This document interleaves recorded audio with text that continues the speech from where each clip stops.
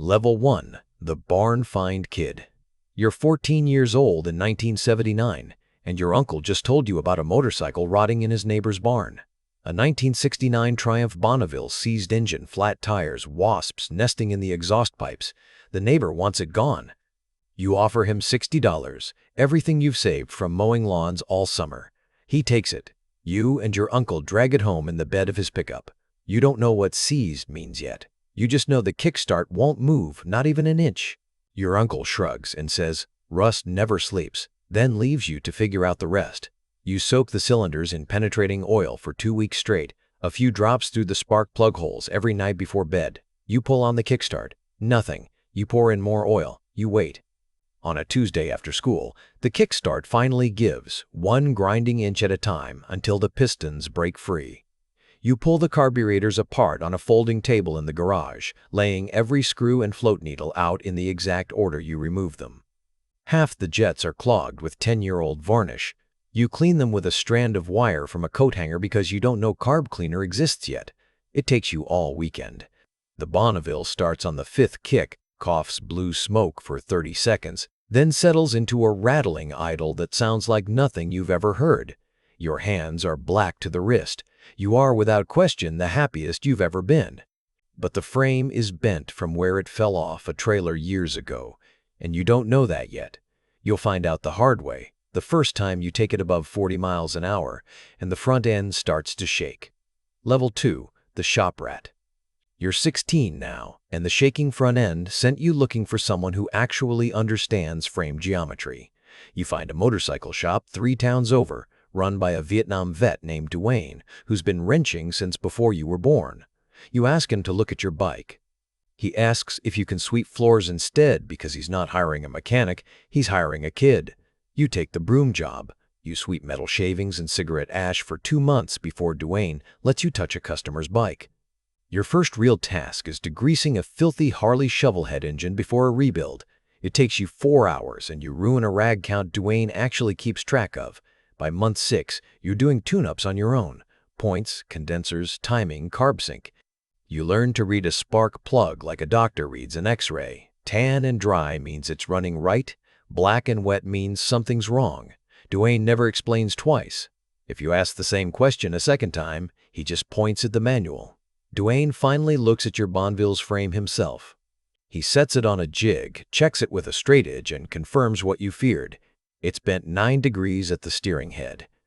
A new period-correct frame costs $340, money you don't have. Dwayne tells you to save it, and in the meantime, teaches you to true a wheel instead, since at least that you can afford to learn. You're not a mechanic yet. You're a kid with a broom and a bent frame and a shop full of machines that are teaching you patience whether you want it or not. Level 3. The Journeyman Restorer.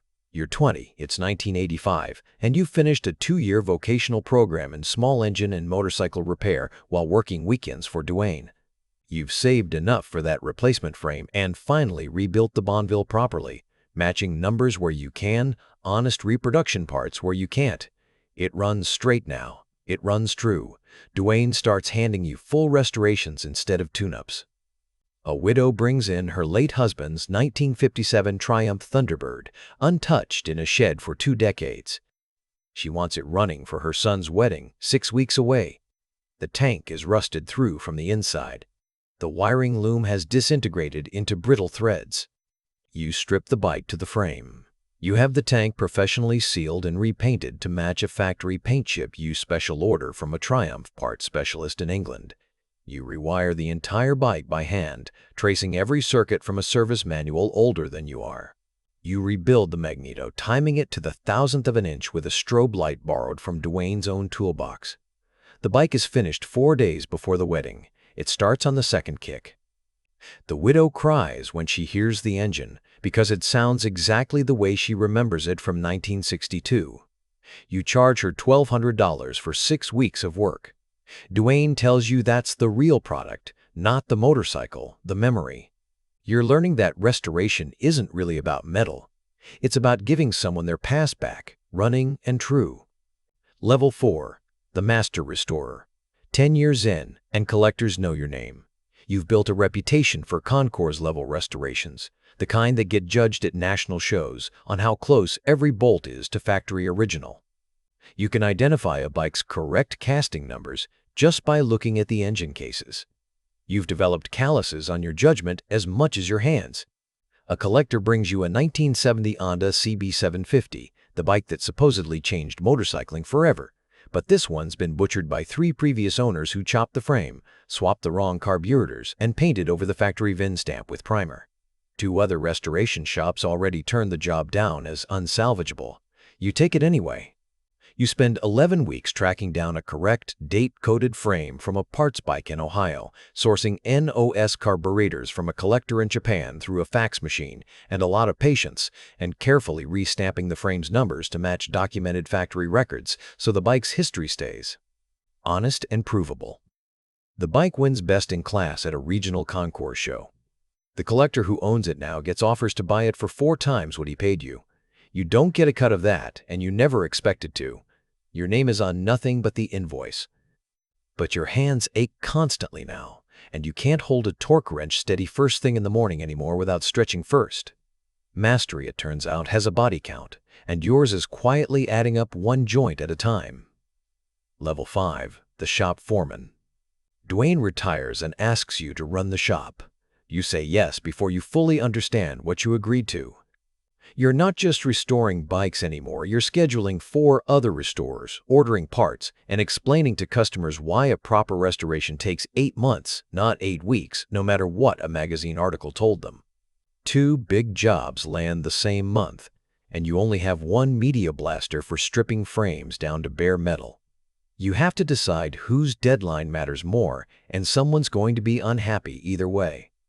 A junior restorer under you buffs through the chrome on a customer's tank, a $400 mistake that's now your mistake to fix and explain.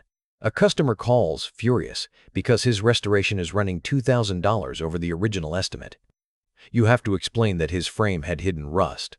The original estimate couldn't have caught, and that finishing it properly costs more than finishing it fast. He doesn't want to hear it. He wants the number he was quoted. You're still doing the hardest technical work yourself. The numbers matching jobs, the impossible to source parts. But you're spending more hours managing people and expectations than you are turning wrenches, and nobody warned you that running a shop would feel less like motorcycles and more like conflict resolution with an oil-stained floor. Level 6, the shop owner. You buy the shop from Dwayne's estate when he passes, taking out a loan you're still slightly terrified of. You're 40 years old, and for the first time, the roof, the insurance, and 5 employees' paychecks are entirely your problem. The technical work, the part you're actually good at, has quietly become the smallest part of your week. You spend your days chasing parts suppliers, negotiating with an insurance adjuster who wants to lowball a customer's classic restoration, and updating a website because a customer told you nobody trusts a shop that doesn't have one. You haven't personally rebuilt a carburetor in 3 months, and you miss it more than you expected to. A regular customer's restoration gets damaged in a shop fire caused by a faulty space heater, not your fault, but absolutely your problem. You cover the loss yourself to protect the shop's name rather than fight the insurance company for 18 months. It costs you $6,000 you hadn't budgeted for, and a summer you'll never get back. 5 years in, the shop turns a real profit for the first time. You've built something that outlasts any single restoration, a name people trust with machines that mean more to them than their value. You haven't taken a real vacation since you bought the place, and your daughter's soccer games have mostly happened without you in the stands. Level 7, full circle. You're 58 now, and your hands don't do fine work the way they used to, not for hours at a stretch anyway. You've restored more than 200 motorcycles in your career, machines now sitting in living rooms and garages and museums across 3 continents, each one running exactly the way it did the day it left a factory decades before you were born. Your knees ache from 4 decades of kneeling on concrete floors. Your hearing has a permanent, faint ring in it from thousands of hours near unmuffled engines. Your hands are scarred from hot exhaust pipes and slipped wrenches you can no longer count. This work took something from you, and you've stopped pretending otherwise. But you also gave something back every single time. You gave a widow her husband's engine note back for 1 more wedding. You gave a shop full of employees a paycheck and a trade for 30 years running. You gave 200 machines a second life they weren't guaranteed to get, and you did it honestly, one correct bolt at a time. A kid walks into the shop this week, 15 years old, dragging his grandfather's rusted-out 1971 motorcycle behind him on a borrowed trailer, seized engine, flat tires, no idea what a carburetor even does. He asks if you can teach him to fix it himself instead of just fixing it for him. You hand him a broom first, the same way Duane once handed you one, and somewhere underneath 40 years of scar tissue, you feel that same Tuesday afternoon spark from 1979, the one that started all of this, waiting patiently to start all over again.